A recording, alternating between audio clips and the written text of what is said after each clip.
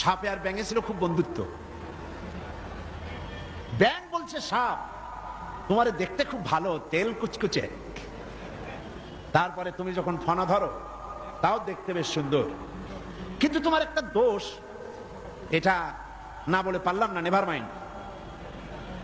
সাপ বলল আচ্ছা বলো, কি বলতে চাও? ব্যাঙ বলছে তুমি যখন চলো তখন তুমি কিন্তু সোজা হয়ে চলো না, খালি এইরকম করে চলো, এইটা বড্ড বিশ্রী লাগে। তা না হলে তুমি অন্য দিক থেকে খুব ভালো, দেখতেও ভালো, ফনা ধরলে খুবই সুন্দর লাগে। তোমার ক্ষিপ্রতা, তোমার ক্রুদ্ধতা, এসব তো কাবিলে তারিফ।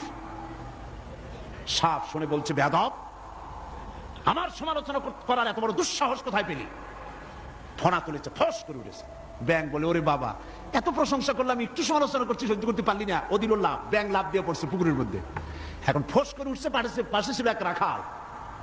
ফস করলো কি, আগায় দেখে যে সাপ, হাতে ছিল হেদায়েতুল্লাহ, বুঝছেন তো কি?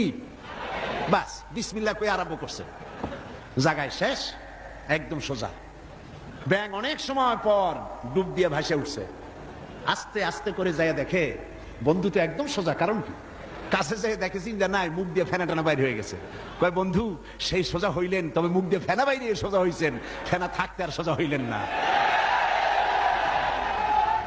সুতরাং আপনারা ঠিকই ফিরে আসবেন, তবে সহজে আসবেন না, কারণ ক্ষমতা বড় বালাই, এটা দারুণ মোহ। আল্লাহর দিকে ফেরেন। আমরা মানুষকে দাওয়াত দেই কোরআনের দিকে। কোন দিকে? অবশ্যই কোন নেতার দিকে। জিন্দেগিতে বলি নাই অমুক নেতার পিছনে লাইন লাগান, বলেছি? সবসময় বলি আল্লাহর দিকে আসেন, আল্লাহর কোরআনের দিকে আসেন।